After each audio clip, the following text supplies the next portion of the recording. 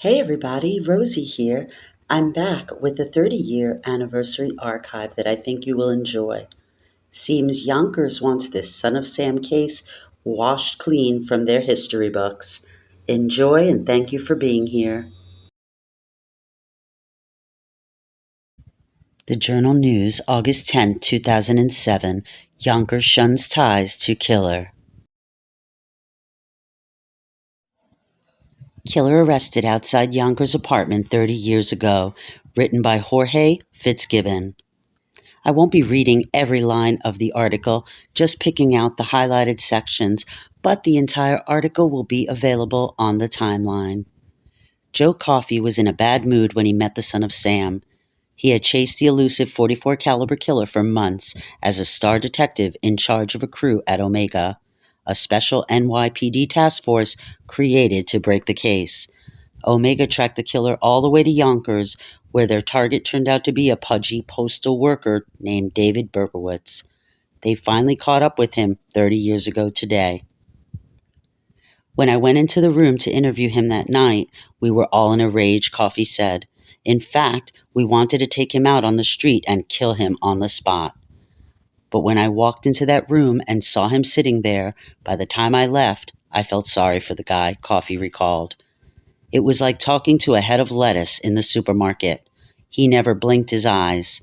He had a constant smile on his face, and he talked about killing people like we talk about having a cocktail. He remains one of America's most infamous serial killers, but for many in his old neighborhood, he is best forgotten. I didn't like it, said Joaquim Neto, whose dog was shot dead and whose Wicker Street home was vandalized and burned by Berkowitz before his arrest. Everybody was afraid of this house, Neto said last week. No one likes the house because so many things happen. I'd ask him why he did that to me. What did I do to him? Yonkers shuns ties to killer. Rattled neighbors. Berkowitz's first known Westchester County address was in New Rochelle, where he briefly rented a room from a local family. He left abruptly in February 1976, leaving a $200 deposit, reportedly bothered by the family dog.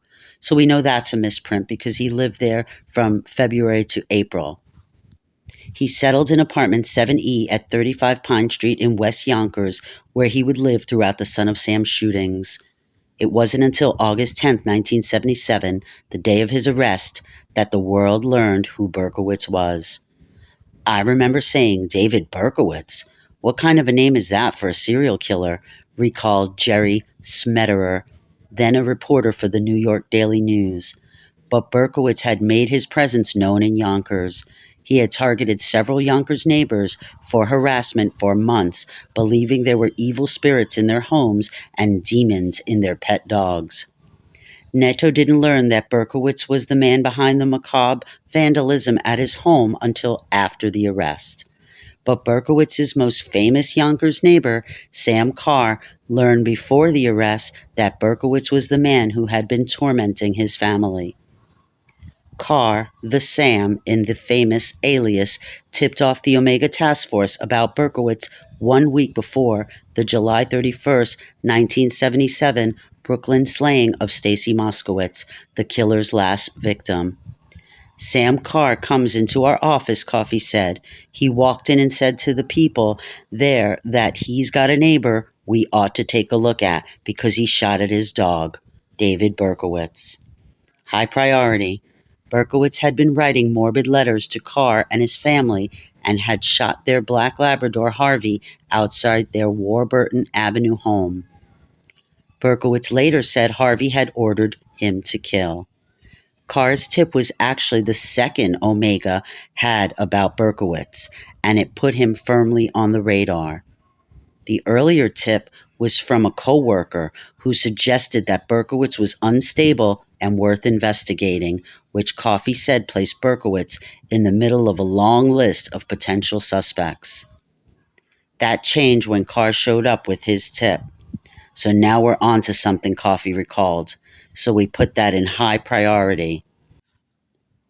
As it turned out, Berkowitz continued to haunt the cars from afar for years. Conspiracy theorists claimed Carr's two sons had been in a satanic cult with Berkowitz.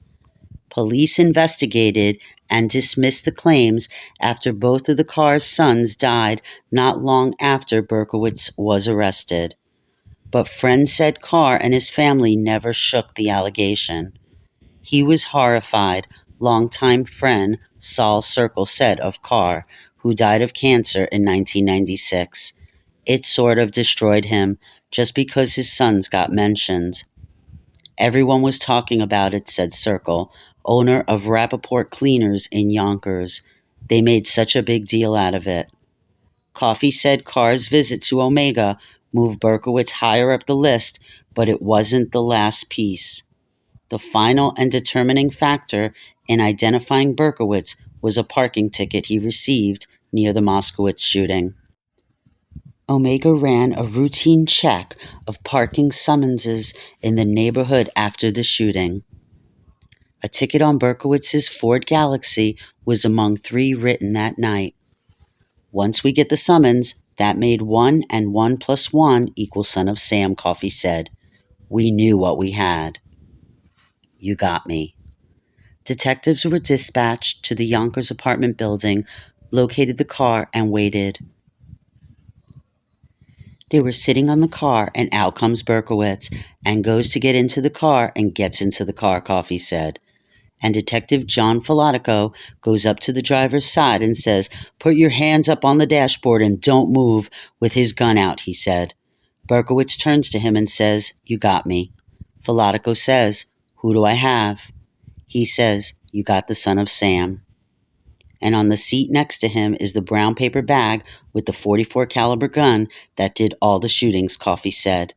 And in the back seat was a machine gun, a fully automatic weapon. Berkowitz had been on his way to a club in the Hamptons. His plan was to kill as many revelers as he could, then lead police on a chase where he would be shot dead, Coffey said. While none of his murder victims lived in Yonkers, residents there shunned the city's reluctant role in the Son of Sam case. The name of the Pine Street building was changed to Horizon Hill, and the street number was changed to 42 to disassociate it from the killer. A spokesman for Quantum Property Management in Elmsford, which oversees the 7-story, 110 apartment building, said he has been instructed not to comment on Berkowitz. Tenants approached outside the building, refused to comment, and Coffey said he was berated by several when he and a film crew showed up last month to tape an upcoming History Channel program on the case. Reluctant history. The building was known as Pine Hill Towers at the time of the arrest. Schmetterer was the first reporter to make his way inside the apartment on August 10, 1977. It was the darkness that impressed me, that this feeling of more or less like it was a vacant apartment, said Schmetterer, now the spokesman for Brooklyn District Attorney Charles Hines. The darkness kind of fit in a way, I guess, for who lived there. The building has since been renovated and went co-op.